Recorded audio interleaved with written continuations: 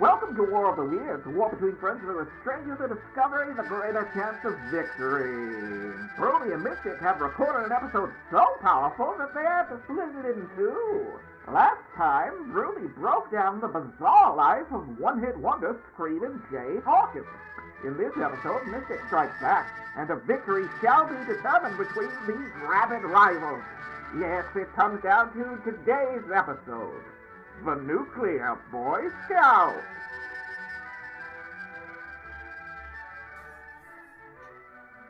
And we're back. Yeah. Yeah. We are. I never do that. Oh, you did. I did it. Took it from you.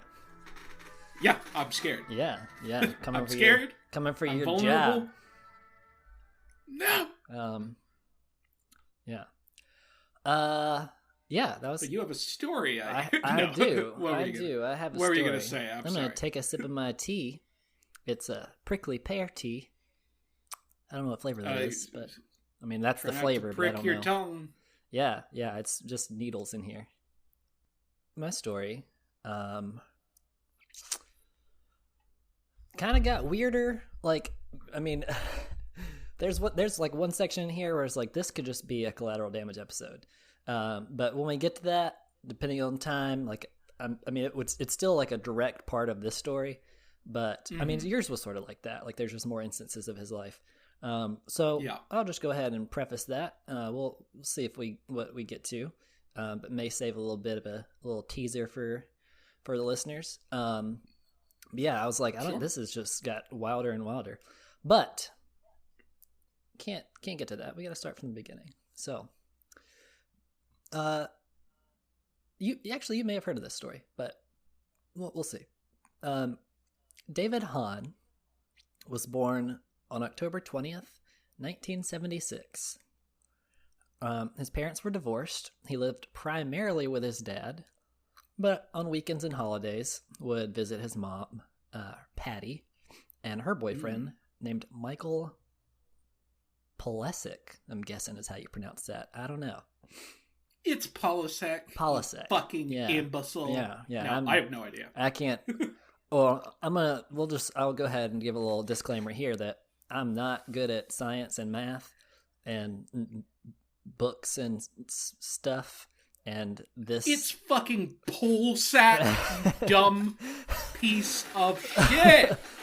This story relies heavily on some science, so I don't understand all of it. So you can't ask me too many questions about it because I'm just parroting some information here. No, So David Hahn, he's a normal kid, played some sports, roamed the neighborhood with some friends, and he was even a Boy Scout.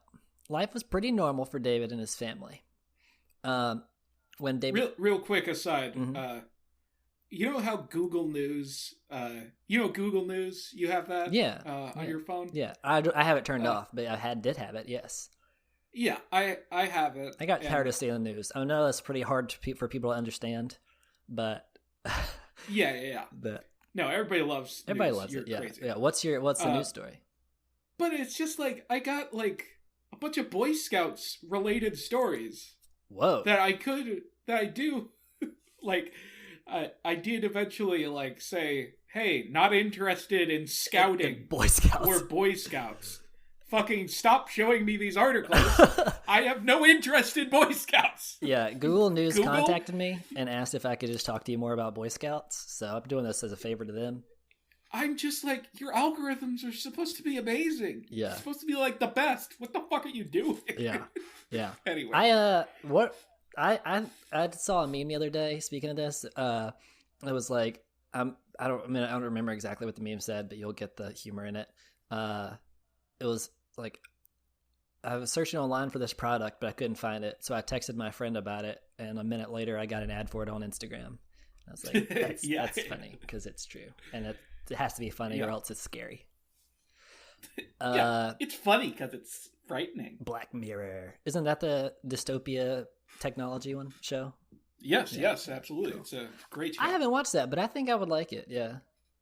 Oh, yeah. Just another side note about an update on my own life, because everybody's still super invested in my personal life. I've been reading about RFID chip implants in your hands. I'm super on board with that. It's pretty cheap. You can get one for like $100, like the installed and everything, implanted. I guess you can like do it yourself. Not advised, or go to like piercers and stuff. But I'm not getting one yet because like they're real easy to hack because there's not like a lot of security, and also they're like right now their capabilities are very limited, but they're quickly expanding. What do they do? Like, next 5 years, definitely. I'm right now. The date of recording this is March 17th, 2021. Like 5 years from now, I'm gonna have a chip implant that I can use. But here's the difference. Most people want them for like right now, the big thing is like you can share your contact info. It's like a virtual business card. People can scan their phone over your hand and they've got your business and portfolio and blah, blah, blah. I don't care about none of that. When I was little, I went to a theme park called Magic Quest, and you got a wand, and then it had an RFID card in there or chip in there that like you could wave it in different like configurations, and flick it at stuff. And when you would flick it at like, you'd go in, it's like a medieval fantasy quest. Magic Quest is, So you flick it at like a chest of gold, and like it opens, and then it like stores that amount of gold in your wand, so you can like buy things with it like virtually. And you go like you can flick it at doors, and the doors will open and stuff like that. So I want to be a wizard in my own house and be able to like wave my hand and use the force to turn on lights and open doors. That is a very cool idea. I'm waiting for that. That also happened in Harry Potter world. Whatever the fuck that's called. Yeah, they have that similar awesome. thing with wands. Also, apparently, in the brand new Nintendo world that they have in Japan, they give you like a bracelet, and you can like punch fucking coin blocks or whatever. Oh, that's cool. Like that's cool. Yeah.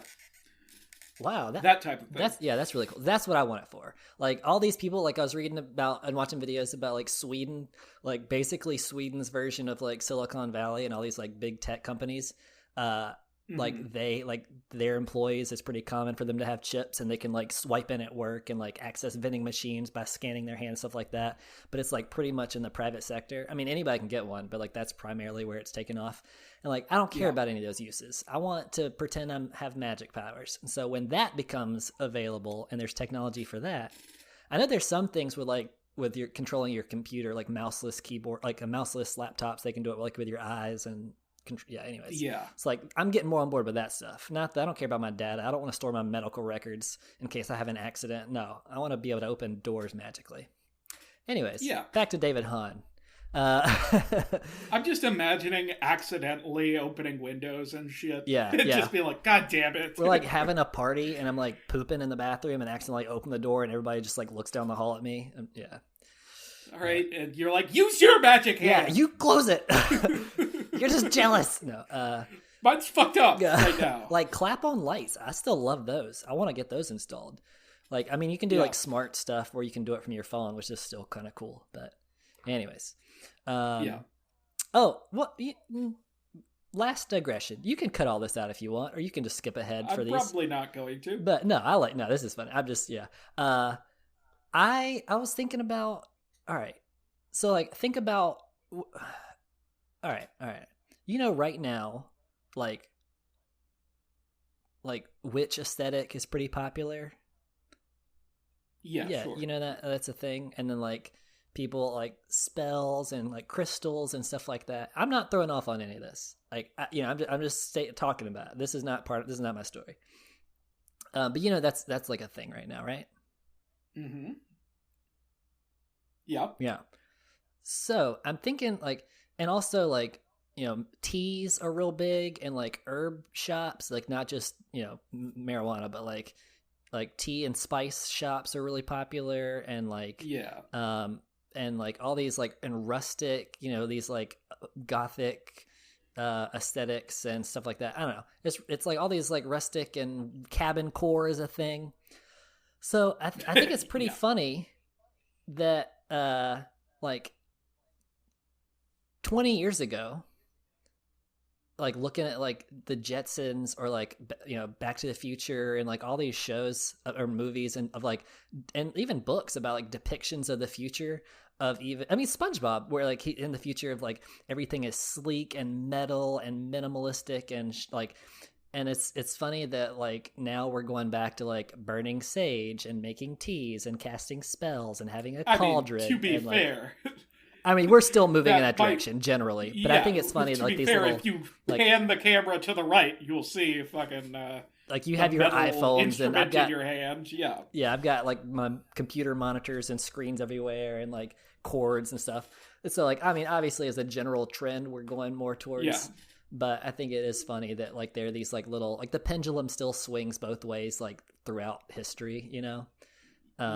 Also, I was just another petty jab at what you just said. Yeah, sure. Just tear me down. Make me a liar. It's okay. Jetsons was not 20 years ago. When was that? Well, Back to the Future was like 30 years ago. Yeah. Jetsons? Oh, that's old as fuck, dude. That's really old, I think. I'm pretty sure. Yeah, I guess it was on Boomerang. Oh, yeah, 62 to 63. Good gracious. Okay. Yeah, I used to watch it on Boomerang, so like I watched it in like the 90s. It was on TV. And so I just thought that's when it came out because I was a dumb kid and now I'm a dumb adult. You happy? I said at the beginning of this, I'm not smart. Yeah. No one is surprised. I just wanted to nail that, like, let people know. Confirm it. No one is surprised that I'm bad at stuff. No. Yeah. All right.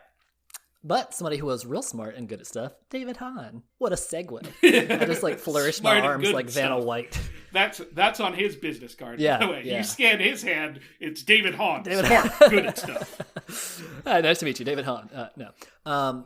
Yeah, so Dave, normal life, Boy Scout.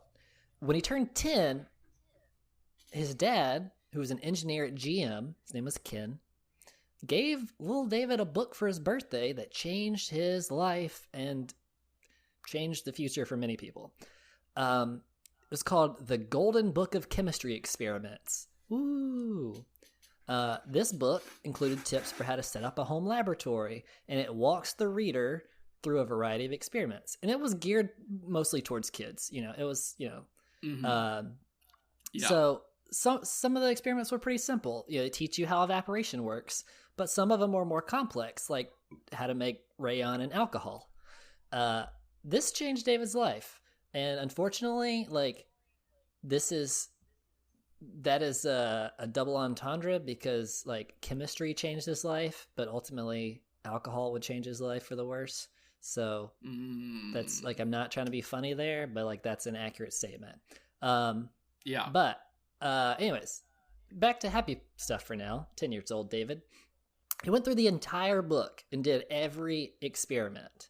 By the time he was 12, he had acquired and was reading and understanding his dad's college textbooks on chemistry. And fucking nerd. Yeah, no, right? Sorry. Let's just want to roast this guy. I'm a jock, by the way. Yeah, I just wanted to get that across. Me too. Well, I love all of the sports. Name a sport. Love it. I was the goth emo kid, so like still nerds are like, ugh, you're trying so hard. You're another cog in the machine, nerd. Yeah. So yeah, man. Yeah. One writer. Were you a goth? You were a goth? Oh yeah, definitely. Yeah. I wore like eyeliner and had spiked bracelets and belts. I had my head shaved in a mohawk and then grew it out and did like the swoop across the eye. Oh, you were heck yeah, extreme. Dude. I was a scene kid. I didn't know it was scene. I was somewhere between goth and scene because I still did like some heavy metal. I was a nobody kid. I was not a part of any clique whatsoever. Oh, I wasn't in a clique. I was pretty lonesome. I was by myself, but that's how I dressed. Yeah. Yeah.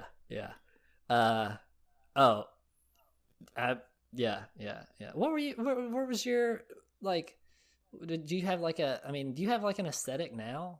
Like, I wear lots of like flowy clothes and like long cardigans and like I look like I'm a spiritual guru or something. I'm not trying to do that, but that's what I look like. I don't really have a real aesthetic. Yeah. I would if cool clothes cost money. Yeah, they do. Really? Yeah, they do. Like, people are like, you can get a thrift shop, whatever. Yeah. You can, but yeah. I pretty simple. I just, if I want to look nice, I'll have a like one of my 4 good button-ups that are cool, have a cool pattern on them. Yeah. But generally I'm rocking some kind of shirt. Yeah. Like just plain or with a band logo on it. Yeah. So that's what like I'm not a minimalist, but like I'd really try to focus, like I'm trying to be, and I'm trying to be conscious of like what I wear. And so like I'll buy or ask for like for gifts, like this certain brand of shirt, which is like plain colored t-shirts and like earth tones. And so I just have like 2 like 4 packs of those just plain colored t-shirts, and I'll wear like a cardigan over it or something. And like I wear like linen pants and all that, you know, crazy stuff, all that hippie look. Yeah. But I respect it. Yeah. Anyways. And I think, you know, I just never works bothered I got like the long hair money. and jewelry. I feel like it kind of works. So yeah. Yeah. You're like a 70s pimp. Yeah. Absolutely. Yeah. I'm going to give maybe Screamin Jay's aesthetic a try. I do the bone through. I do have my septum pierced. So, I mean, I might just drag that ring out and yeah, you should definitely do the loincloth. As a loincloth. Yeah.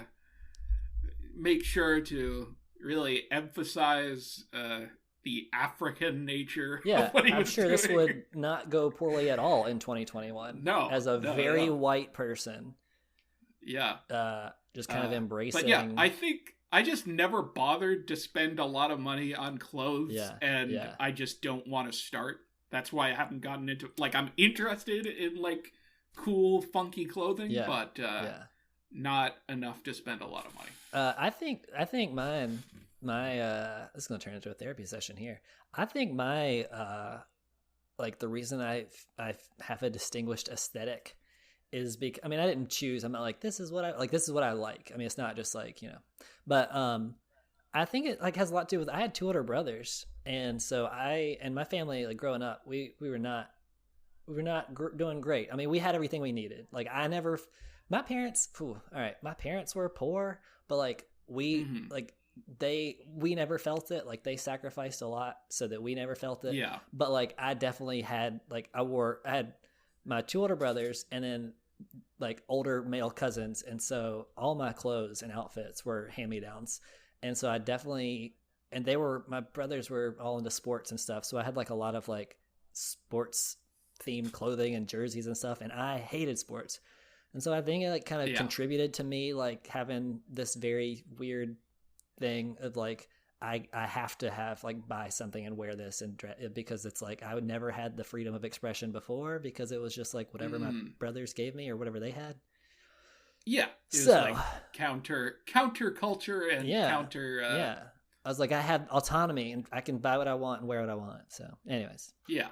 I just had to complete like a developmental essay research paper. So I'm very much in my head analyzing my own life. Anyways, David. That's cool. What? It's good to have knowledge of yourself. Yeah. Be self-aware, everybody. Yeah.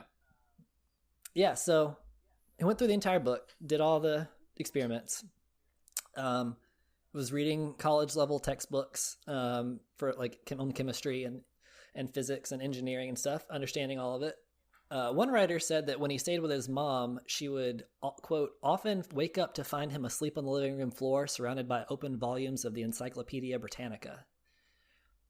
I mean, if I didn't say pretty it before, boring. Here's a great place to say fucking nerd. Jesus Christ. Yeah.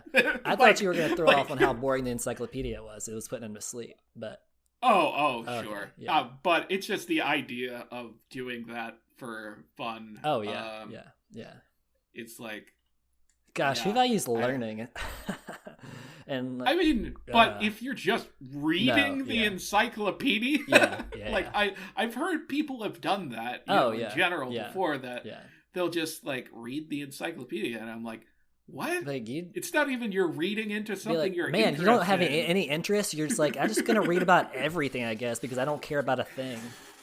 Yeah. I did learn that there's a common personality profile for people like David who he grows up to do some science stuff. But like it's a very common, like a lot of like Edison and like all these other like inventors and researchers, there's like a psychological profile that like they fit to a T, which is kind of cool, but also it's like, ooh, determinism. You don't have a say in anything. You can't make any choices. Anyways, so I mean, if you want to take it to that dark place, then sure. Yes. I was just, the first thing when you said that, when I think of psychological profile, my first thought is serial killers. Right. That's not where this is going. So, but yeah, I get what you're saying. Like, I know that's a common thing that like criminal profiles and stuff. It's just like, it's like, all these but I things guess can come together to produce like a perfect storm. I guess I just haven't really thought of the phrase or idea of a psychological profile, like a typical psychological profile for any other type of person. Really. Yeah. Who would have thought? Other than positive, like people label like, I'm a Gemini or whatever. Right, I know that's in no way scientific, but it's like where they get all of these traits and they put them on this group of people. Yeah. But I haven't really thought about it in that, like, if you're like this and this and this, instead of torturing an animal, if you read a book, maybe you'll become a scientist. No, it's like, I can find the article at some point, and maybe I'll post it to the, our Discord. But it's just like, like aloof father who is like in science. I mean, it's like Tony Stark. I mean, like in the Avengers, in the Iron Man, his like dad was his like kind of aloof and he didn't feel like loved and attended to emotionally. And then he grows up to be this like kind of chaotic force for science and knowledge and like, it's those types of, Anyways, so he created a little lab at he had one at his mom's house and one at his dad's house, completed with all kinds of chemistry textbooks and including volumes on handling hazardous materials, which he would disregard, test tubes, beakers, Bunsen burners, whole deal. I don't know if he had a lab coat. He didn't seem to practice like safety very much, so I doubt he had like personal protection equipment, but like that's, you can imagine like this like little scientist stereotype imagery. And the idea of when this is happening is how old is he? He's 12, I think, at this time. I see. Yeah. So beakers, colored liquid, and test tubes, and bubbling out, and scorch marks on tables. That's it. You can see that. He's an evil like scientist. meth lab. I mean, imagine meth lab. You're talking about Breaking Bad, and no. I was drawing off personal experience. Oh yeah. Gotcha. Sorry. By 14 years old, David had fabricated nitroglycerin, which has some crazy. That's got like nitroglycerin. Its invention and use has like I'll just go ahead and say that's what my collateral damage episode or content is going to focus on, because there's some weird stuff. Like there's a cool history there. I think that is insane, by the way. I recognize that's insane, but my second thought was, isn't that what Elmer McCurdy used to try and blow up safes and fucked up several times? Yes. So that contributes. So nitroglycerin is a military explosive. Like it's a military grade explosive. And at 14 years old, he had created it in his little like children's chemistry set lab. But and wait. So where did he get like what? Why? How? Like was it in a book where it's like, here's nitroglycerin, A plus B equals C? So this is what. So well, that was like the chemical composition. He was like, there's one story. He learned like the chemical composition of everything and like really committed to memory. And there's one. It's interesting you asked this. I didn't include it in my like stuff to share, but there is a little anecdote that I'll share. Which I guess like anecdote seem like it's a connotation of just like an old like story, but like this is a true report. from one of his girlfriend, one of his girlfriends, like teenage girlfriend's mom, got married, and he attended the wedding, and she had told David, like, he was not allowed to talk at the wedding or the reception because he would bore everyone talking about the chemical composition of the foods and things they were eating. And so, like, he just knew, like, he knew, like, chemical makeups of things and, like, items and inventions. And so he would, like, he could acquire, he could understand, like, where he could find the ingredients for nitroglycerin, and then, like, some of his chemistry volumes and textbooks and stuff, talking about it's like if somebody was like a huge fan of ska and just didn't know anybody else who was into ska, and like that's like their thing is ska. So everywhere they go, it's like, oh, that's like Real Big Fish's great song, Sell Out with me, oh yeah, tonight. Or the Skank and Pickle. Yeah, ever heard of those? No, I haven't. So, Broomy, would you like to talk about ska a little bit? Sounds like you don't have a chance to express that I love side it. I don't like it. There's really. I went to a ska festival here. It's called Skank Fest. Yes, and there's a bunch of based on the dance booth. This was a bunch of like indie, basement or backyard ska bands.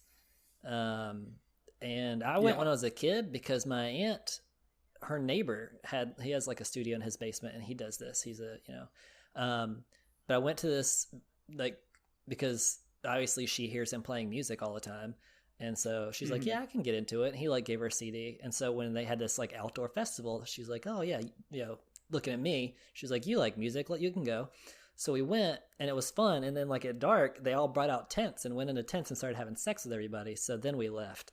But it was a very I didn't really know what was going on at the time because I was I was young. But now looking back, I'm like, they had an orgy and we all just left because I was like 10. You don't want any part of that ska fuck sesh. Yeah.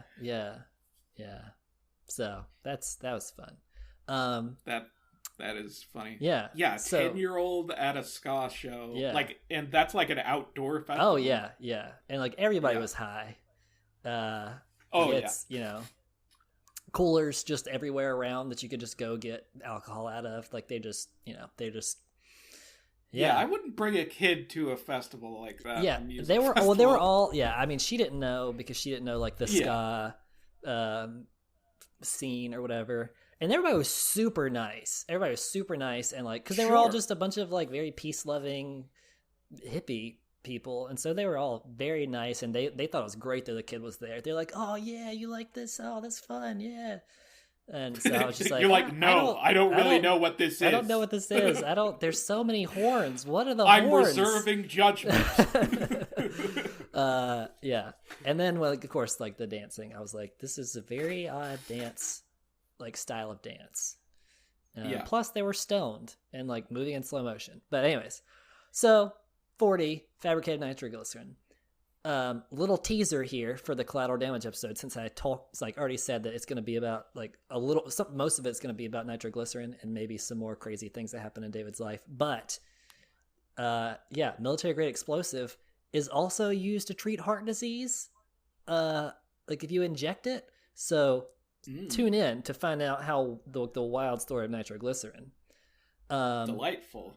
And so after some explosions and household damage, including a destroyed bedroom, I'm talking scarred walls, like ruined carpet. They had to tear up the carpet from like stains and chemicals and all this stuff. His dad relocated him to his basement. It was like, you can do your stuff down here. To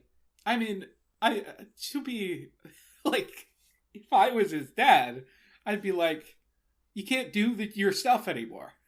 Sorry. Yes. You've made explosives. Exactly. I'm glad that you're picking up this theme early because it persists throughout this story and I talk about it. Yeah. So I'm glad that you are identifying that because yes, any sane parent would be like, hey, you can't do this anymore because you destroyed your bedroom. I'm not just like, all right, just move somewhere safer. No. Yeah. So David, 14 years old, had recreated a military explosive in his home laboratory, reading graduate level textbooks was consigned to the basement, a place where he could experiment with less supervision and less scrutiny than he already had. Yeah. Clearly, this kid is a genius, but despite this, he almost failed out of school. Had horrible spelling, and also I'll say, like, there is a little bit of a trend, like people either gravitate more towards like math and science or like language arts and history. Like that's common. I'm definitely more into like reading and writing and language. That I'm not good at math and science at all. So like, I mean, not everybody is that way. Like, I'm definitely good at one and actively bad at the other. But yeah, I mean, most people have a balance, but that's a thing. So he's real bad at spelling, but I don't really, well, I mean, he's reading and understanding college level textbooks. So I was gonna say it could just be he just didn't pay attention because he was so focused on his own stuff. But then again, he's reading at such a high level that like maybe the spelling thing is indicative of some sort of like learning disability, or because he's sure. But anyways. I mean, yeah. But then he's like... Could be any number of things. Yeah, it's complicated. I mean, his brain, he might just have like an atypical brain. That's... Because, I mean, explain a lot of his... Which, actually, we will get into a little bit. He does have a little bit of an atypical brain, but it's for a future. He almost failed out of school. One of his teachers that worked... I mean, he passed science with no problem, but he, like, on the reading and math stuff, like... almost failed, like was not able to graduate. One of his teachers that worked with him to teach him conceptual physics for fun remembers him, quote, as an excellent pupil on the rare occasions when he was interested in classwork, but otherwise indifferent to his studies. He went on to describe that at 16, David's dream was to collect a sample of every element on the periodic table of elements, and then laughingly added that his own dream at that age was to buy a car. Just like highlighting the difference between how David is not a normal, quote unquote normal teenager. His only socialization really came from his time in the Boy Scouts, because any of his free time he was like holed away in his studies and doing experiments and stuff, not just out hanging out with friends. So the Boy Scouts did like serve as a way to socialize him a little bit. But everything he did was to advance his chemistry interests. He had a variety of after-school jobs that he worked, I mean, like all kinds of different places. The sources didn't say if it was because he couldn't hold down a job or just because, schedules change and he's just like a 16-year-old working, and they're like, yeah, we don't have use for you right now or whatever. I don't know. But he picked up jobs where he could, and he did work, but I mean, everything was to fund his chemistry, his experiments. And so he did work to make money. But one time he went to a Boy Scout meeting bright orange because his current experiment at the time was with artificial tanning. And he had worked with, I forget the name of this chemical, but you can take it like in a pill form. It's actually, if you Google the chemical, like all these like tanning or supplements and stuff come up, but like that are capsules. So I don't know if at the time he was doing it topically, but I believe he did ingest this. Yeah. To be clear, real quick, throughout this, he's just doing this for his own sake. He's doing this. There's no like, not that I'm expecting within this story there would be supervision, but he's not like doing something for any class, particularly when it comes to chemistry. He is just doing experiments because he personally wants to do experiments. Yeah. He's just like fascinated and loves it. And I've heard that about people who are like into chemistry and physics. They're like, this is the language of God. This is the language of reality. The reality is written in. Like, you understand like the chemical makeup of the world. You understand how everything works. And like, I get that. And apparently, I mean, I recognize that it's a thing. Like, I don't get it myself, but I mean, and that was David's idea. Seemingly it was. He really just enjoyed like seeing, like figuring out how things work and then demonstrating that. So I mean, it is cool to have like an idea of like an understanding of how reality works on like that kind of level is super intriguing. Yeah. And I imagine his world, like his like view of the world at that age of just like, it's like, it's interesting because he's like, almost a complete lack of socializing. But mixed with an understanding of like how things are made and whatever. Yeah. And this is complete speculation on my behalf right now, saying that like, I mean, it did seem that this like chemistry textbook kind of like sparked his love of science and figuring things out. But I mean, I wonder if he did have any problem. Well, he does go on later to have some mental health problems. And so I do wonder if like maybe some of that was manifested earlier and he had trouble socializing or, found it difficult and was a way of understanding the world and understanding how things work, because maybe he didn't understand some of those social interactions or those expectations. So I mean, that's, like I said, this is pure speculation based on like the complete picture I have of him in my head right now. I mean, like it's incomplete, but the complete, like I know his later life now. So that, I mean, who knows? I mean, everything's complicated. There's not always like this causes this. There's lots of interactions. But yeah, he just seemed to love it. I'm envious because first of all, I'm real bad at science, but then also like I'm envious of him having such direction in his life. Like he knew what he wanted to do so early and just did it. Yeah. Like I just like, I still am like sometimes like, I don't know what I'm gonna do with my life. Like, I mean, I'm anyways. Yeah.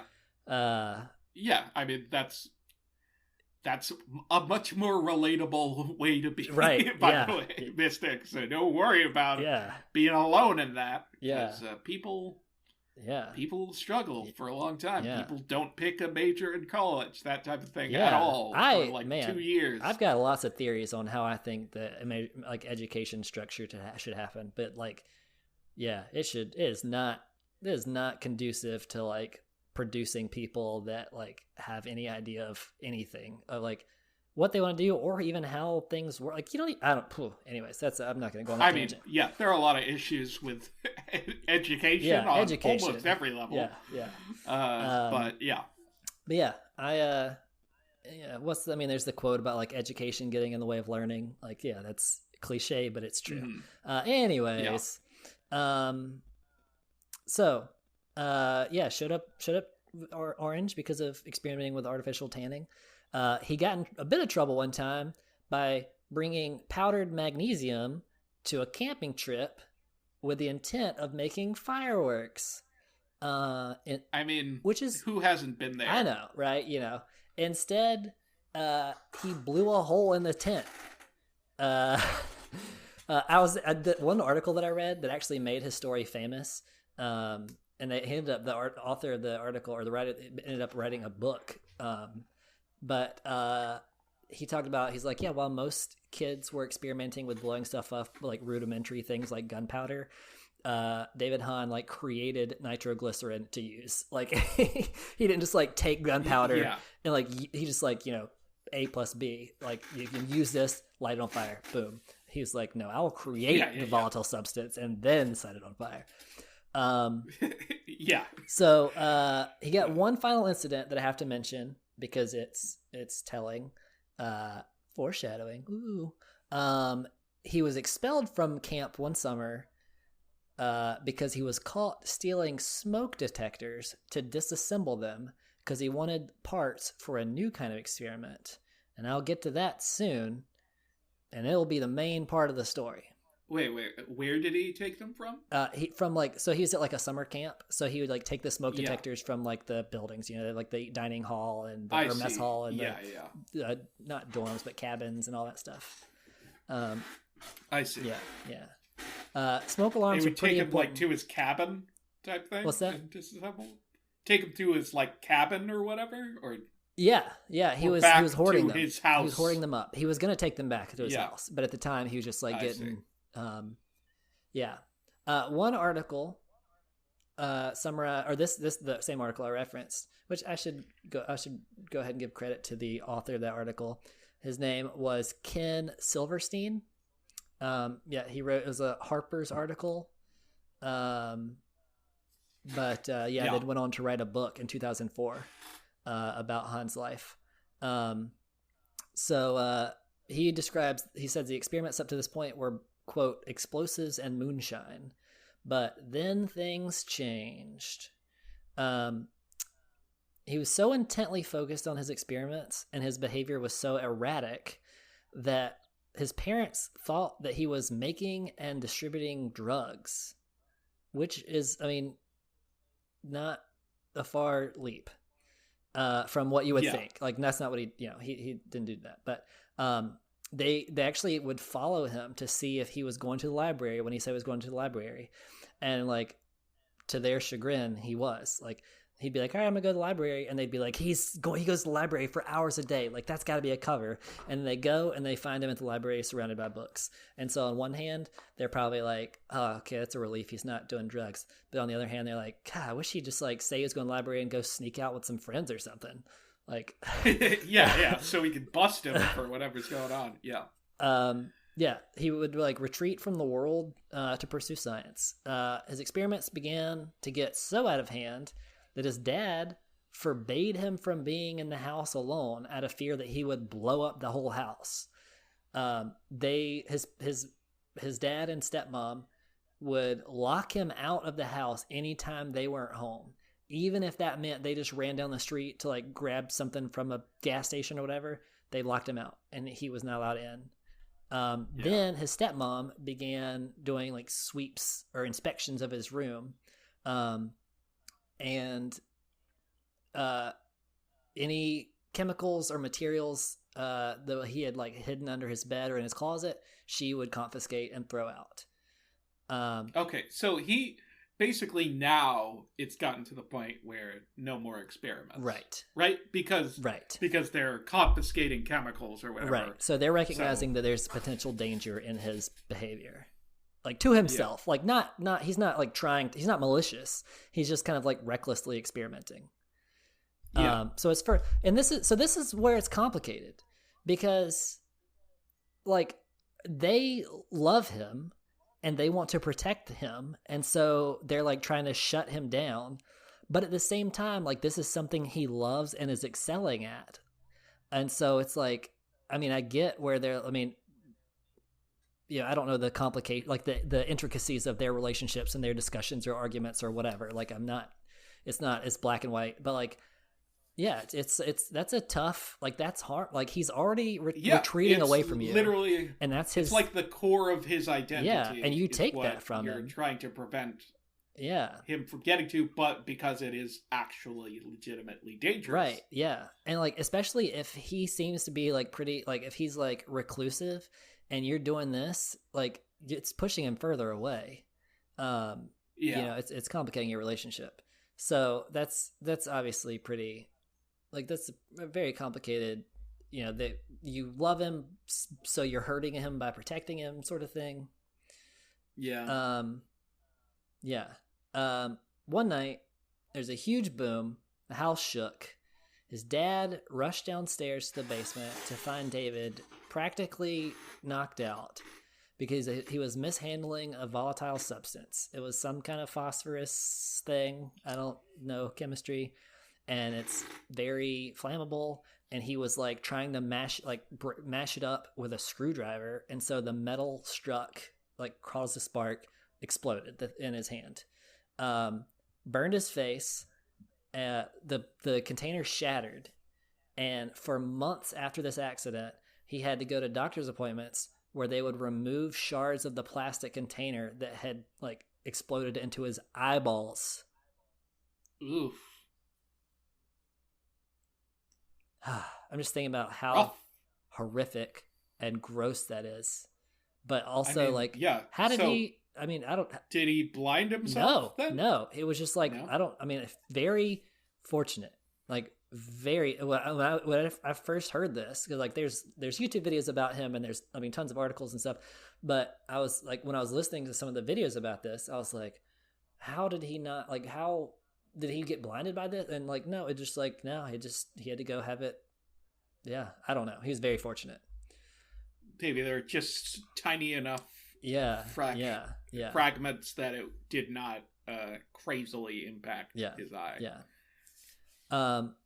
So now his dad and stepmom had relegated his lab to a shed in the backyard of his mother's house. So like, we're back on the. I'm not gonna judge their parenting. I don't know, but I'm just gonna say like on a trend of more potentially perceived as bad parenting, because like at first they were like, just go somewhere else with this. And so he had more freedom and things got more dangerous. Then it seemed like they cared a little bit, or were concerned at least. I mean, they cared, they loved him, but that like they were concerned that like and began like making confiscating things and making sure. But it kind of seems like they're more concerned that he's actually going to blow up the house. They're like, hey, so they're like, just in the shack over there, fucking do whatever you want. So you can blow up the shack. We don't care about the shack. Right. Yeah, and I guess too, like, so I did. There's an interview with his dad. He talked about how he was very proud of him in a sense, because he was like such a scientific genius and like, understanding chemistry and doing all this, and like he loved, like he was pursuing his passion and he was good at it, and his dad as an engineer was like very proud of him. But on the other hand, there you are, like, as a parent, concerned for their well-being and safety. And I wonder if Dexter's laboratory was inspired. Oh wow, yeah. There's a lot. So I was looking on the Wikipedia page for him on the in popular culture. There are a ton of characters based on him.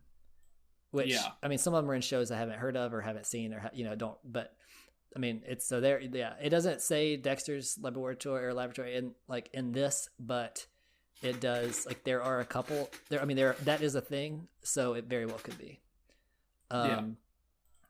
Yeah. So so then we're back to his dad just being like, get out of here, do it somewhere else. And I don't know, like, I mean, it could just be, like I said, it could be like his dad is trying to balance like pride in his son, but also concern, and with like, you're going to do this regardless. Like, we tried to impose more safety restrictions. You still managed to like almost blind yourself. So we're like, we're not going to fight anymore. Like, to keep this, like these restrictions, you just go out there and be somewhere else so you won't damage the house. I don't know, Yeah. But his mom and her boyfriend, on the other hand, thought that David's diligence and long hours of hard work late into the night were admirable, So they encouraged him in his pursuits. And he tried to explain his experiments to his mom, but she was not a scientist, and she didn't understand. Like, she was like, all of this went over my head.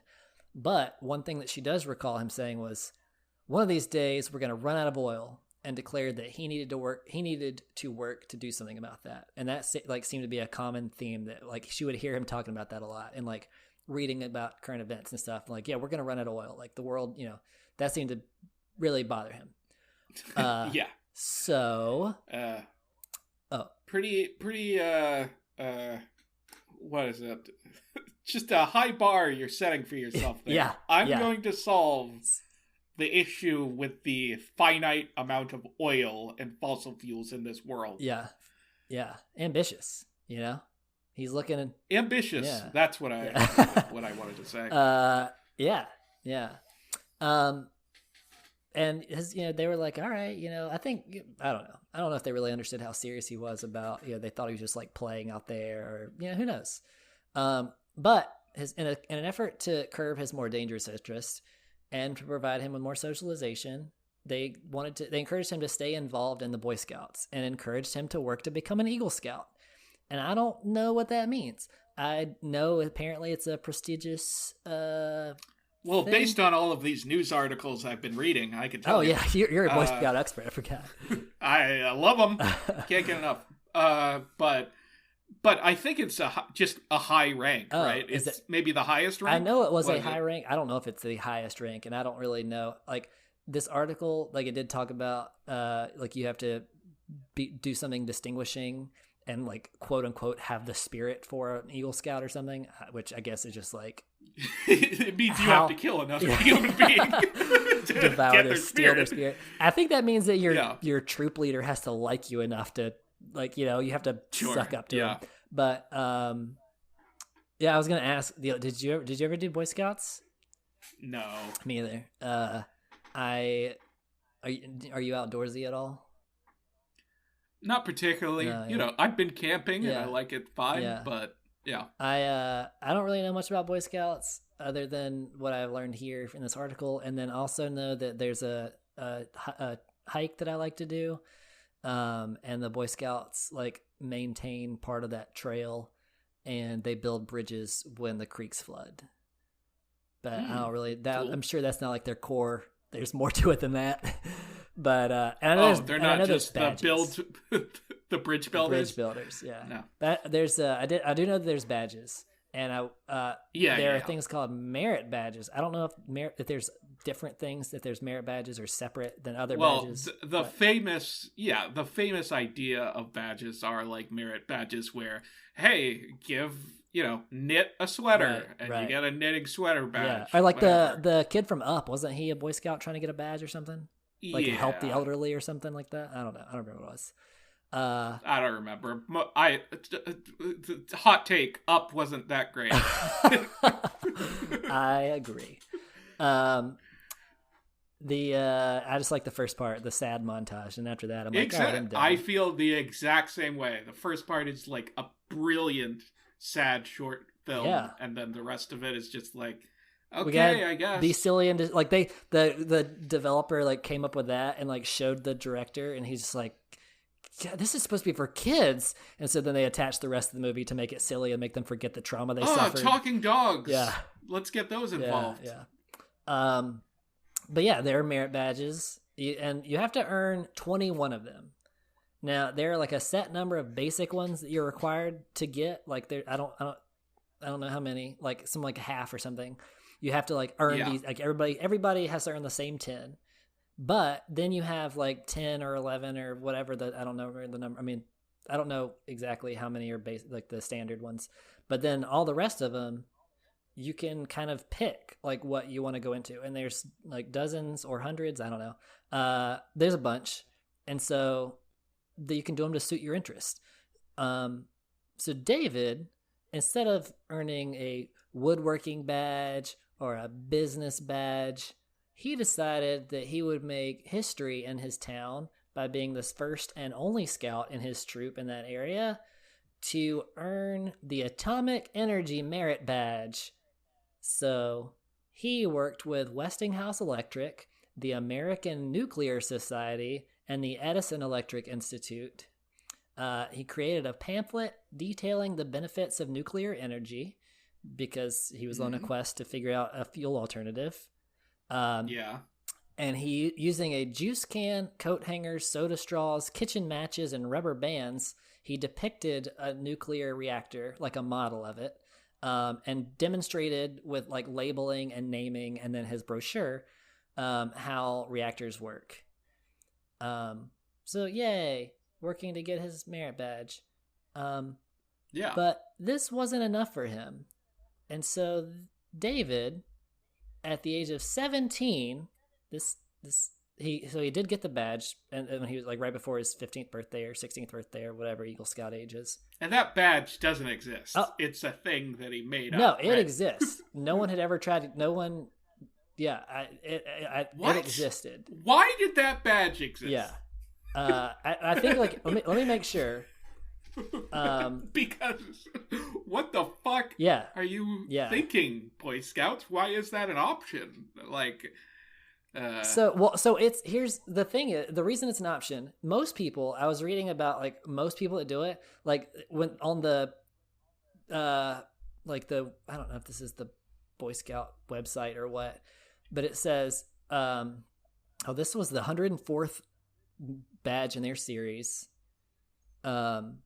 It was the point of it, the intention was to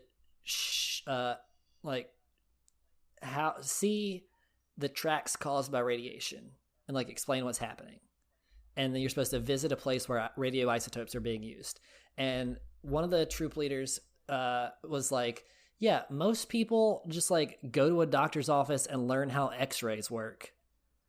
Like not contact the American Nuclear Society and like national institutes to like that is still super weird that there's that's such a specific but still useless badge term. Yeah, I actually thought about, for a collateral damage episode, just going through and looking up all the other merit badges and like pointing out the ones I'm like, who is doing this? Like, this is so specific. Yeah. Like, I'm sure, like, if this is one, I'm sure there are very bizarre ones. That's a funny idea. Yeah. So I might do that. I'll take a look and see, and then on the next episode, we'll see if there were some fun ones. So David, at the age of 17, built a nuclear reactor in his backyard. ... Sorta. So, there's a disclaimer here, that because like I want to be true to science, he was trying to create something called a breeder reactor. It's a type of reactor that basically produces nuclear power through certain reactions that produce neutrons, and it produces more energy than the fuel it consumes. So that's how it's effective. You know, you take a little bit of fuel and you can produce a ton of energy with it. So that's the idea behind breeder reactors, and I guess that's why it's called breeder, is because it like produces offspring, like produces more. Anyways, okay, is this about the band called the Breeders, or is it about the band called the Offspring? Let me get this straight. It's a mashup album. All right. Yeah. So, well, his creation, he didn't have time to finish it before people caught on to him, but his materials did not work and react in the same way to be considered a breeder reactor. It was a neutron source. And so a neutron source here, where is this? Still uses like neutron activation.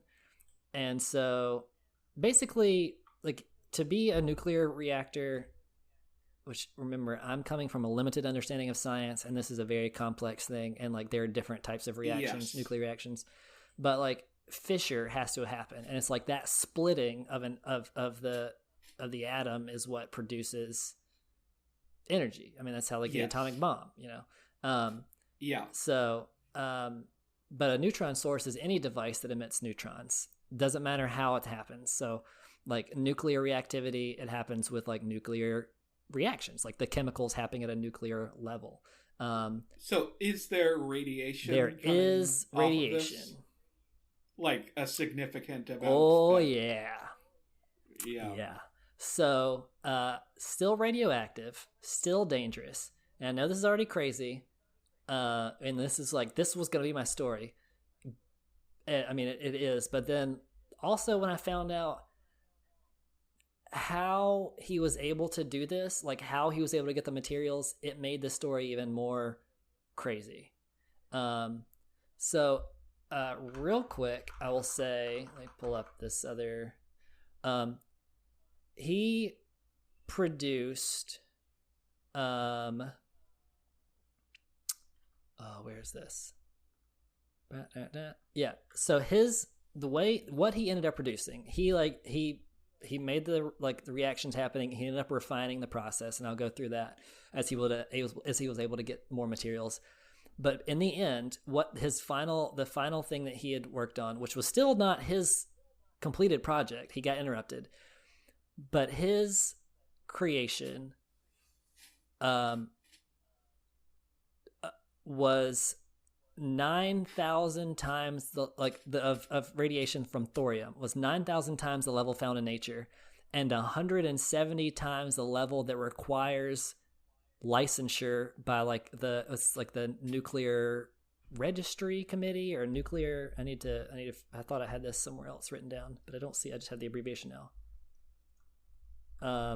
Okay. National. So, Oh, Nuclear Regulatory Commission. Yeah. And it's a part of the United States government. So what he made, what produced radiation 170 times the level required by like the government to even license. He needed to have a license. Right. He was literally, I mean, it makes sense that it would be illegal. Right. But, like, he is 170 times his illegal. Right, right. So, like, he's, like, blowing, 870 on the drunkometer or whatever the fuck. So that's crazy. That's how powerful. That's how smart I am. It's called a drunkometer. Yeah. Breathometer. It's not that hard, right? It's a breathometer. Yeah, there we go. That was it. It's just the breath. It's not a fancy word at all. It's just describing, you breathe into it. It's a breathometer. Even a fucking idiot can remember that. And you even have like mouth breather to describe, like, you know, as like a derogatory term for like. Yeah. Anyways. So he's 17 years old and did this. So this next part, like, this is kind of just going to get into like how he created his stuff. As I already said, I'm not great at science, and so I'm not going to bore everybody with like the chemicals because obviously he went through a process of refinement. Like, he started out with like more rudimentary experiments, and then as he was able to learn more about the process and like access more materials, he refined it. And I will talk about that, but I'm not going to get into like, well, this isotope breaks down this way and then this one, but like it's just, all of the things he's working with are dangerous. So I'm just kind of like going to go through this. If you really are that into chemistry, you can look this up and read this. It's very interesting for people that understand it. I don't really understand it, so I'm not going to try to talk about stuff that I don't completely have my mind wrapped around. Instead, I'm going to just talk about how insane it was that he was able to access all these materials. So this was sort of like nuclear materials at this time were like, I think of this as like, they basically thought of this like they thought of cigarettes, like where doctors are like prescribing cigarettes because it's good for you, like before they found out that it causes cancer, plus tons of other things. So like that's kind of like the mentality they had. They're like, nuclear materials, let's just put them in everything, it doesn't matter. And so David, there were first of all, breeder reactors up to this point, like there had been like tons of meltdowns that it like even professionals with equipment and financing and materials and understanding and like teams and they had failed to create successful breeder reactors did exist, but like a lot of them up until this point had meltdowns or malfunctions. And so even the United States government, they messed up to disastrous results.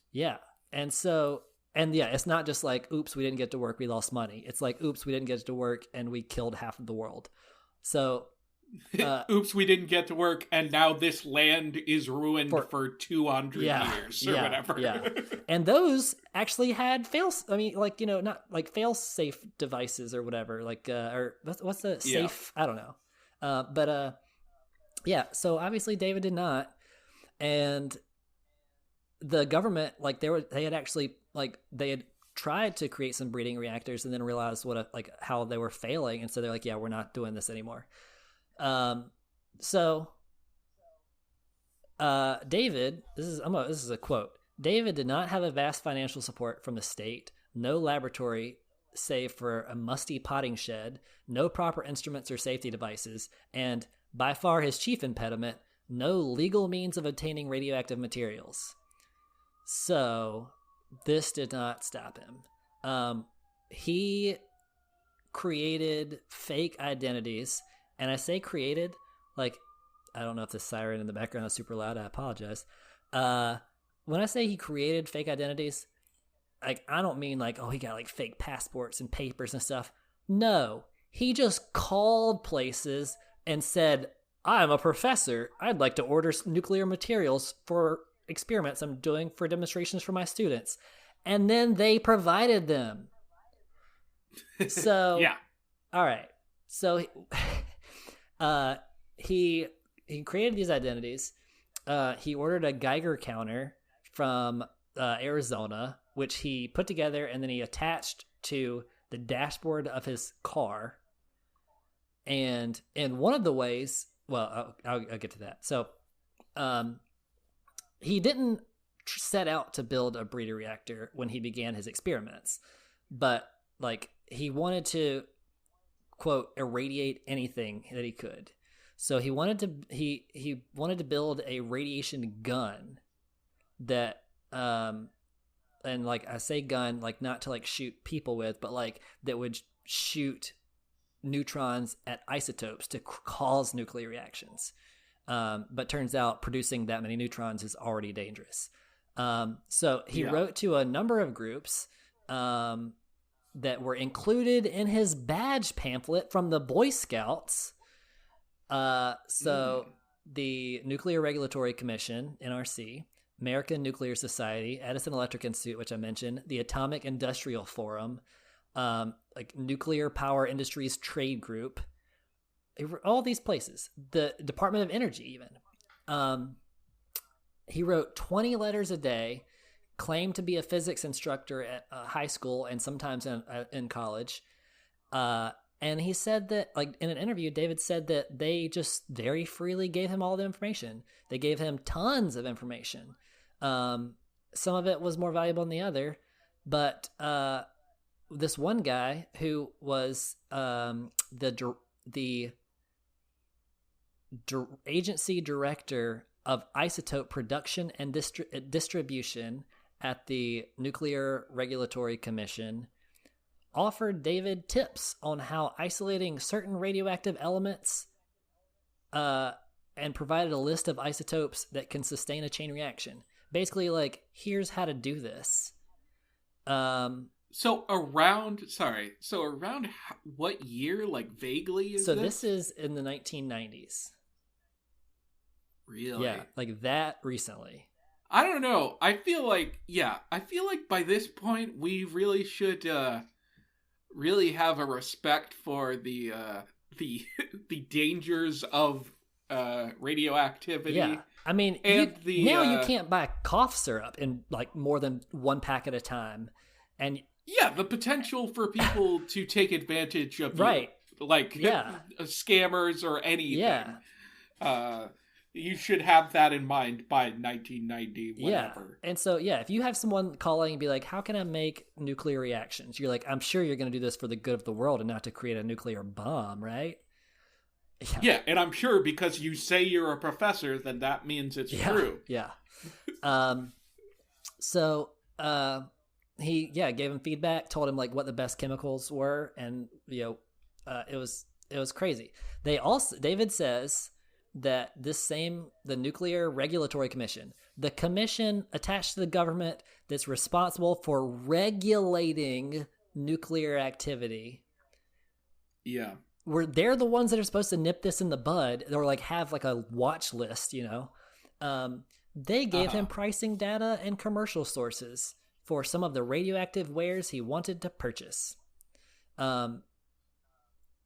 He in the interview, David said, the NRC gave me all the information I needed. All I had to do was go out and get the materials. Like they told me where to get them, how to order them, what credentials I would need. So then like when I called the place that needed it, I was just like, I have these credentials. And they're like, okay. What a great that you need those credentials. Yeah. I guess like, but you don't I was have like, to oh, show them. the credentials exist. I guess that's enough. So yeah. He created a list of different isotopes, which I said I'm not going to get into all that, but that would be radioactive, found out also from his atomic energy booklet that a lot of these compounds, or a quantity of this one compound, is found in smoke detectors. Remember how he was kicked out of summer camp for stealing smoke detectors? Yeah, because he was trying to create a nuclear reactor. He also found out that another very radioactive chemical or isotope. I don't know if an isotope is it's not a chemical, but I mean, it's different. I don't know. Anyways, I have no idea. So this isotope, which is something that breaks down or is reactive, is found in luminous dial clocks. And then there are some uranium, which uranium is a pretty well-known one, is found in some ore, like but it's very, like, it's resistant to heat. And so Coleman and other like brands at the time were using it in their lanterns because it could withstand a lot of heat. So this Boy Scout just got a bunch of lanterns, which, I mean, his only activity is doing camping trips. So lots of lanterns around. So for smoke detectors, he called the smoke detector companies and said that he needed a lot of the devices for a school project. And one of the companies was like, okay, how about I sell you 100 broken ones for $1 a piece? And then he would like try to, steal them, like I mentioned earlier. And then when he got the detectors, he didn't know where this chemical or this isotope was found in the whole detector. So he just called the manufacturer and said, the customer service representative said, "Oh, I'd be happy to help you with your school report." And she walked him through how all the detectors have this little bit of the isotope, and it's sealed in this little, gold part, this gold piece, so that it doesn't get corroded. And then she was like, "It can be corroded when this happens." And then David was like, "Great, so now I know how to get to it." Like, literally just called and said, "How can I find this radioactive isotope?" And how do how do I get to it? So he did that. Well, it's crazy that he just called these places and they were like, "I'll help you more than you know."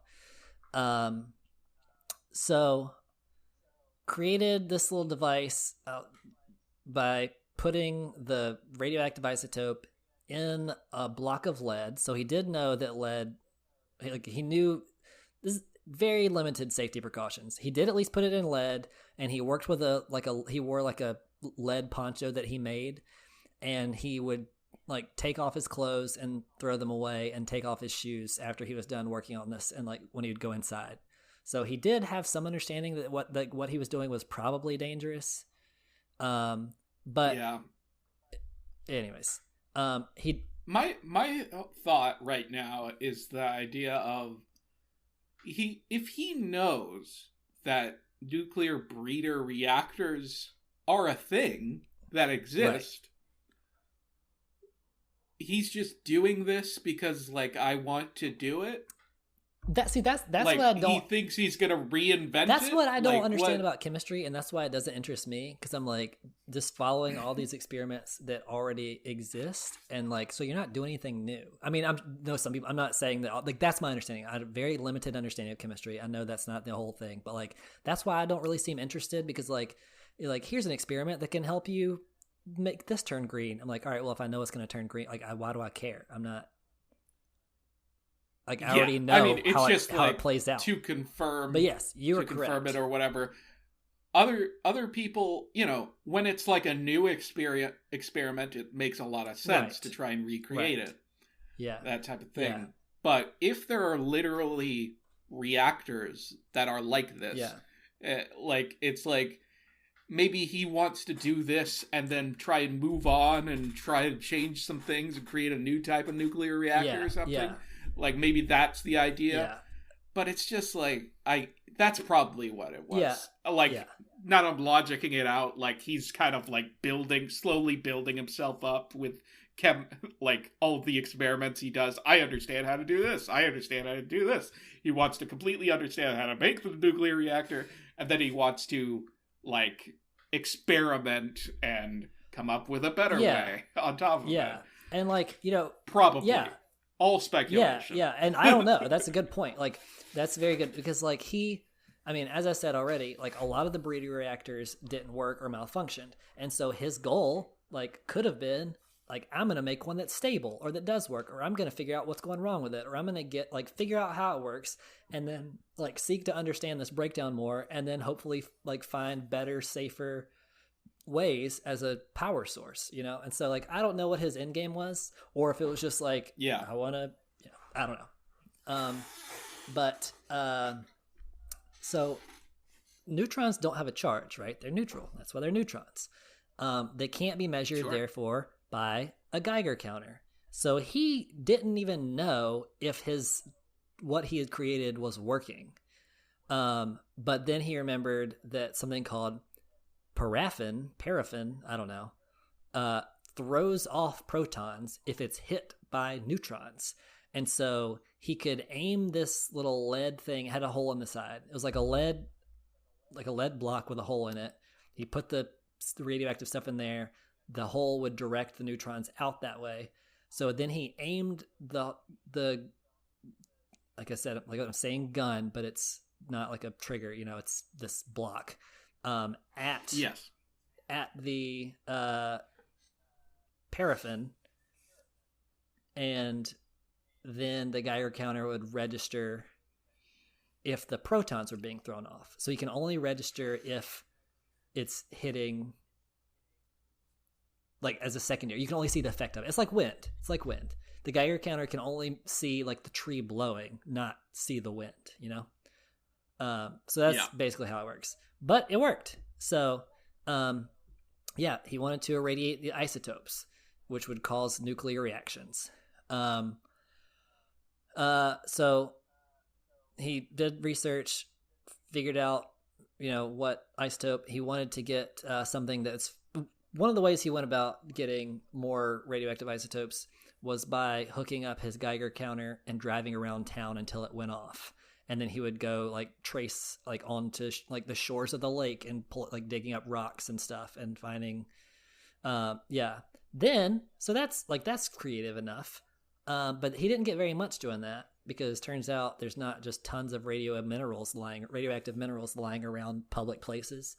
So he wrote a letter to a Czechoslovakian firm that sells uranium to commercial and university buyers. And the Nuclear Regulatory Commission gave this information to him. So then he just called them, claimed to be a professor trying to get materials, and then they just gave him like uranium. It's just funny, the idea that like he's like 17 years old. And he's like, he works at Hot Dog on a Stick or something. And then he comes home and he's like, all right, in contact with the how much uranium are you going to give me for my Hot Dog on a Stick money?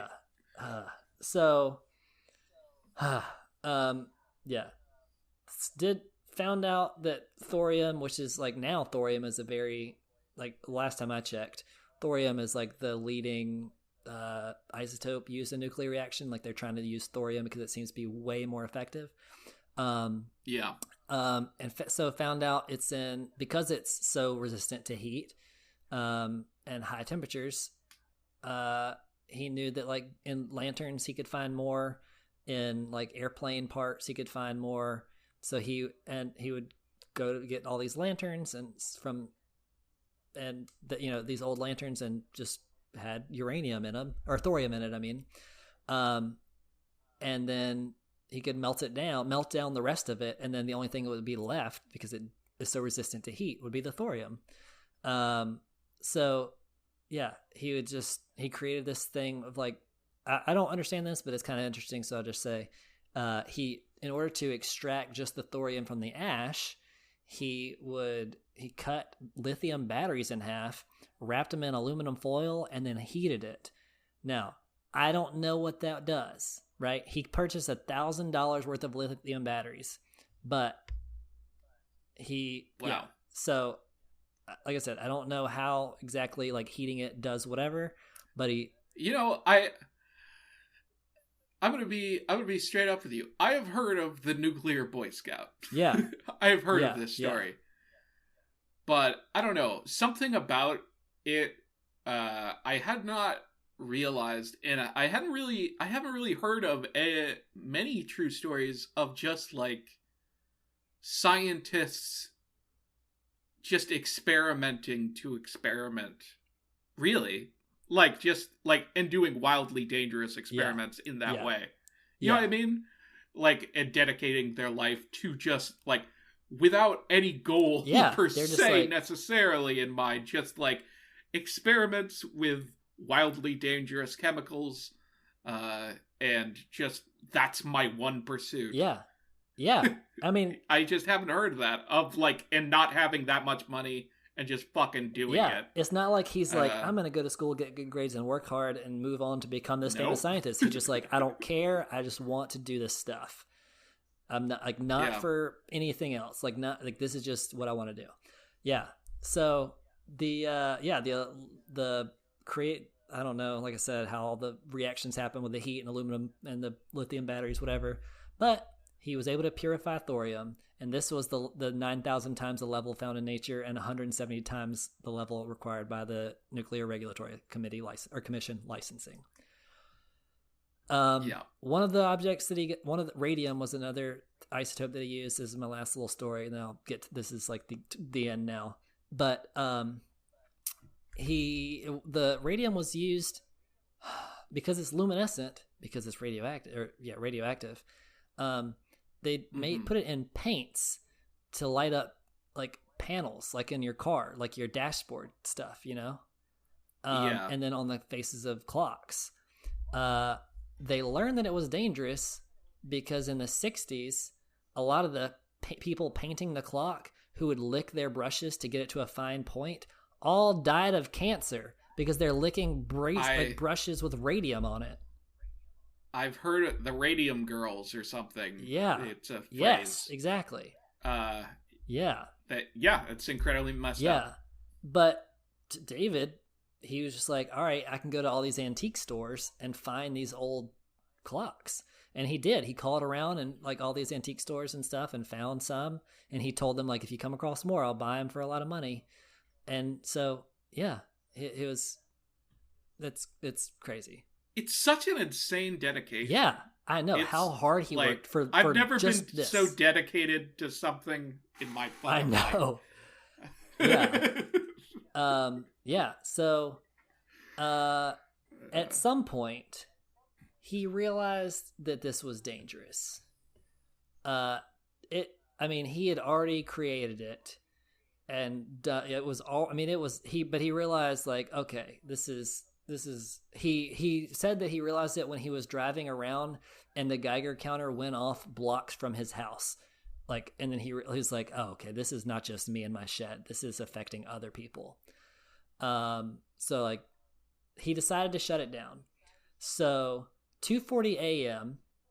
August 31st, 1994, he was like beginning to dismantle his creation, and someone in the neighborhood saw him or heard him and thought that there was a thief in the neighborhood of someone stealing tires, because of course he's like rummaging around in a car at 2:40 in the morning. And so police show up. And then he's like, oh, I'm going to meet somebody, going to meet a friend. And then the officers are like, no, we're going to search your car. And then had toolbox in the car, in the trunk, padlock on the toolbox, sealed with duct tape. And then foil wrap cubes where he had extracted the thorium.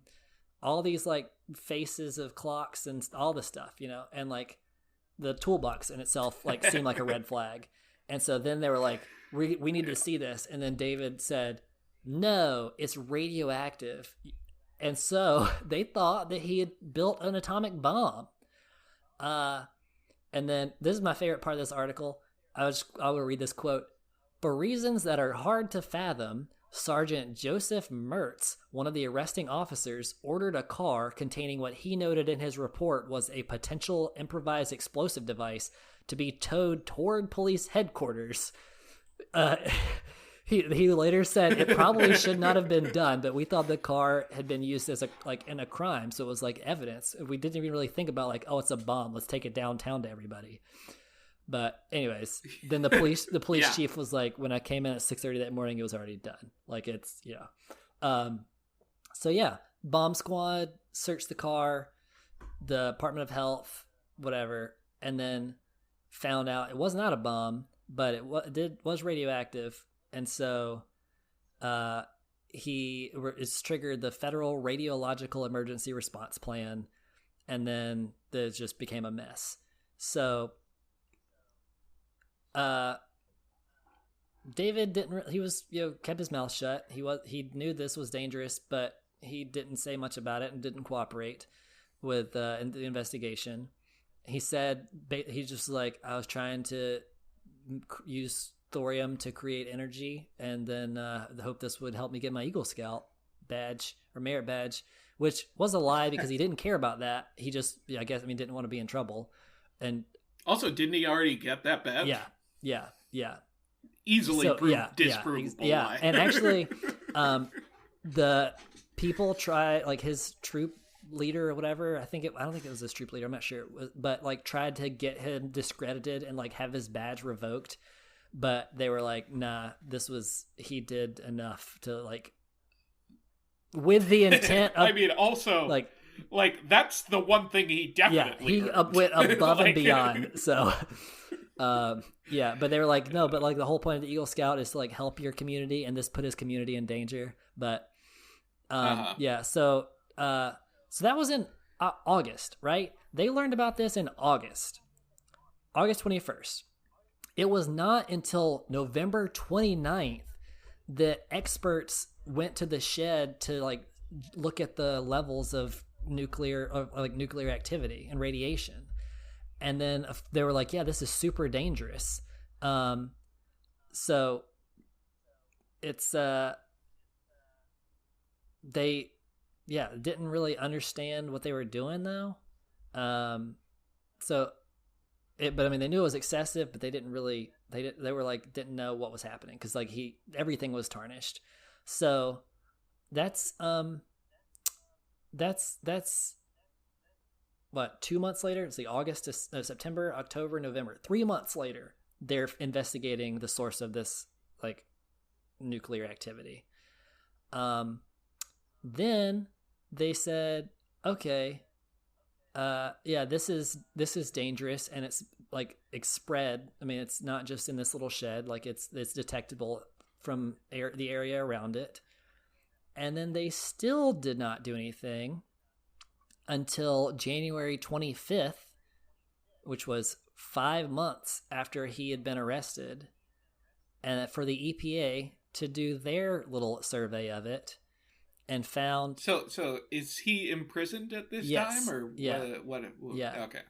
And in their notes for their research on site, the EPA wrote, and I quote, that this site presents an imminent and substantial endangerment to public health or welfare or the environment. And then, said the memo goes on to say that the weather could very easily spread this, rain, wind, it can all very spread this radioactivity. So that was 5 months after he was arrested. And then they still didn't do anything about it until June 26th is when they spent $60,000 to dismantle the shed and then take it out in the middle of the desert and bury it where it wouldn't affect anybody. Wow. So arrested in August, they found out about it in August and knew that it was dangerous, had multiple agencies over the course of 3 months and 5 months in say, yeah, this is super hazardous to everybody in the community. And then it was still almost a year after his arrest date before they cleaned it up. So yeah, as if a large amount of damage hadn't been done by that point. So, the EPA estimates that 40,000 residents were affected and have been put at risk after the years of his radiation experiments, because he did this for 3 years. Remember, he did the thing at 15. So when he got his badge for the atomic thing, and had begun, even before that, he was stealing smoke detectors to try this. But it was not until he was 17, so 3 years later, that all this was found out, and he, so years of radioactive experimentation, and then, so 40,000 people put at risk, and And then his mom actually, in the meantime, had tried to like clean up the shed and throw stuff away, and just like threw it in the, like took it to the dump, like took it, you know, put it out on the curb and had it picked up. And so then like endangered who knows how many more people, like if that gets into the soil or rain or whatever, like it's not contained. So yeah, it's crazy. It's like he like went into depression. His girlfriend broke up with him. He was getting bullied, being called, quote, radioactive boy, which, you know, radioactive Boy Scout was the name of the book. And then there was one person wrote that his girlfriend sent him balloons for Valentine's Day, and the principal confiscated them because he thought that David had probably used dangerous gases in the balloons. You know, so it's just like, I mean, theoretically, helium probably could be dangerous combined with things. Yeah. So, this is where the story gets sad. David, in 1996, so like the year after this, David's mom committed suicide. And there, like, people try to sensationalize that and say like it was due to the media and the backlash in the community and stuff, but like there was not a lot of attention brought to this. Like some very small local publications like were able to identify that this is like who it is, but it was not a really well-known thing until 2004, which was when the book came out. And so, and then the Harper article, the Ken Silverstein that made it famous, that article wasn't even written until 98, 2 years after she died. And so, people said that, or those closest to her said that she suffered with schizophrenia, and so that was likely a contribution to her suicide. Like this whole time, right? Yeah. Schizophrenia. Like I said, people try to sensationalize it and say like all the stress of this drove her crazy and stuff, but like no, she had a mental illness. For all of this, and like this certainly may have exacerbated it, you know, like this could have been very stressful, but like it was a pre-existing thing. And then in 2007, the FBI had a tip that Hahn, because they were kind of keeping track of him, had another neutron source. And they called him. They were like, you know, we know his history. We don't think he's like a terrorist, or he's not trying to create some kind of like domestic terrorist thing, or even, you know, he's just somebody who loves science for the sake of science. And so they were like, we'll just call him, check. He was like, no, I don't have anything. I'm okay. And they were like, all right, yeah, he's not a threat. But they did want to like interview him in person. They weren't going to arrest him or search him or do a warrant or anything. And so he was like interviewed a little bit, found out that he had a diagnosis of paranoid schizophrenia himself, which is, you know, it's likely if it's a genetic thing, if his mom had it and he had it, which I mean, he may have had symptoms of this early on, or it could have affected him early on, which is explains some of, you know, the obsessive behaviors, or like his social withdrawal, things like that. I mean, you know, who knows? It's very complicated. Clearly by this time, and also by this time was heavily abusing drugs and alcohol. And then in later that same year, he was arrested and charged after allegedly trying to steal a bunch of smoke detectors from his apartment building. And he did say it was to get radioactive chemicals or compounds. And but like, once again, no one suspected, even the authorities who knew about his history, or especially them, didn't suspect it was like malicious, but also was like, you can be reckless and dangerous, like with your lack of safety precautions. So like, this is not okay. your track record is not looking good for your current smoke detector amount of having. Then while he was sentenced to prison, he spent time before in a psychiatric facility where like getting medical treatment because he was not taking his medication and he was like heavily abusing drugs. And then unfortunately, September 27th, 2016, at only 39 years old, he died in his hometown. His death is ruled as accidental due to intoxication and combined effects of alcohol, diphenhydramine, and fentanyl. Yeah. So sad. Fentanyl is like a huge issue. It's like, what is it? Like a super like heroin? Yeah, I know it's like used in heroin a lot, and it's like a lot of when heroin like. A lot of overdoses and stuff have been happening. A lot of deaths attributed to fentanyl and heroin and stuff. So,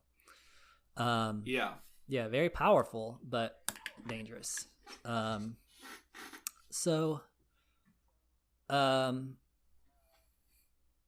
He was one like interesting thing for wrapping up is that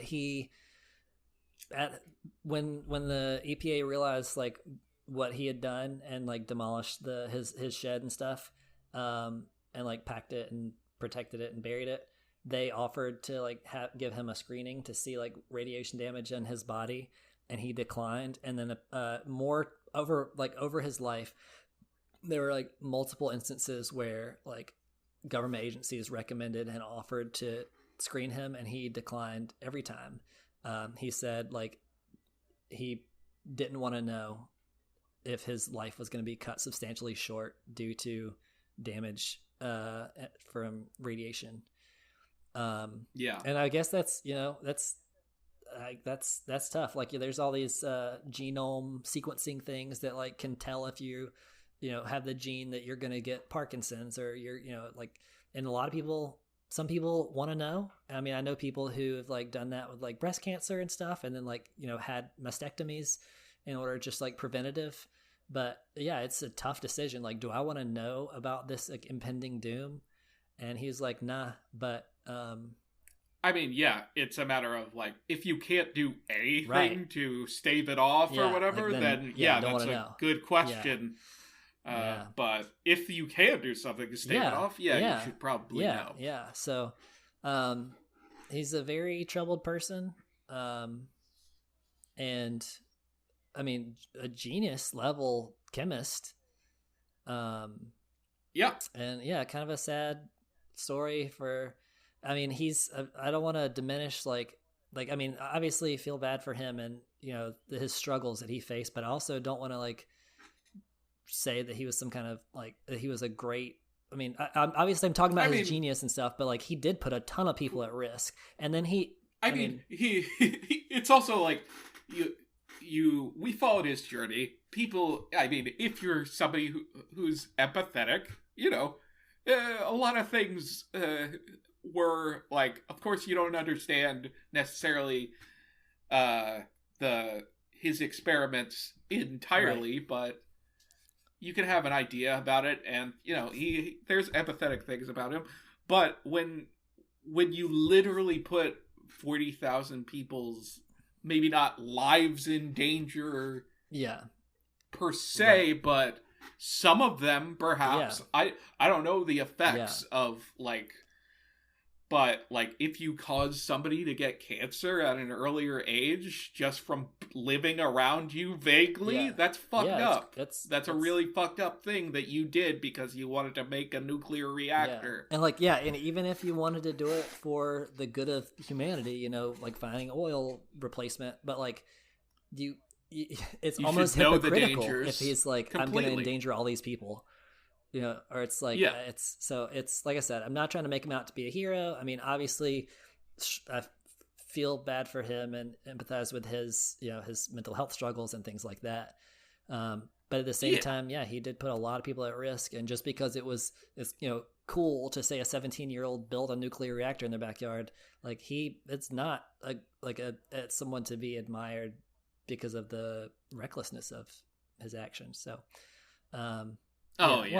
he's just a fascinating guy. It's just a fascinating story too. So, that's him. And like you said, the Radioactive Boy Scout. It's gonna be the title for me. I did Google it earlier before. It's had like 2 million hits. Let me just double check. Radioactive Boy Scout. So Boy Scout is 2 words, because one word, if you do Boy Scout one word, you only get 610,000 results. The Radioactive Boy Scout gets 968,000 results. Mm-hmm. I mean, I could guarantee Screamin Jay Hawkins has more hits than that. Yeah, Screamin Jay Hawkins. I'll do the apostrophe. Gets. Whoa! This only has 639,000 results. There's no world not right. where that's right. Right. I mean, there might be like there's no apostrophe sometimes. Yeah. Maybe if you said Hawkins instead of Hawkins, it might be different. Something that's weird that etc. When I typed in the Radioactive Boy Scout earlier, I thought I had 2 million hits. Did you use quotes? No, I did not. Let me do quotes. Screamin'. Oh yeah, you gotta use quotes. Let me do quotes. The whole let me thing. do Screamin Jay Hawkins quotes. 516,000. 516. Okay. And then the Radioactive Boy Scout. 26,000. So yeah. There you go. But we had both heard of the other persons. Yeah. And then so just general weirdness. That's tough. Which is I don't know what I would say, because I definitely I almost, on one hand, I could argue that yours is weirder because I've heard of that song and that person, but definitely did not know all the crazy stuff happening that of his life. So I think I would argue for mine just because of the different variations of weird at different points. Yeah. And whereas yours is like an extended single event of weirdness, right. And it's certainly very strange. I'm not taking away the strangeness of that event. I think, but Screamin Jay's entire life was just bizarre throughout. I think honestly I think I would probably vote yours as well. And I do think if you just said all right, this kid that built a nuclear reactor in his backyard, or the singer, who what's it more likely that people have heard of? I definitely think people have heard of Screamin Jay Hawkins more. But like I said, I the fact that he was a public figure, and that all this other stuff about him was so crazy, and that people don't know that makes it that's why I'm going to vote for you. Your topic. People don't even know his name. Basically, they know I put a spell on you, but that's it. So my vote's for your topic. All right, so that means I win. Woo! Oh wow! Yeah. Or does it? Doesn't that mean we're tied? Oh, maybe. Because we both. So wait.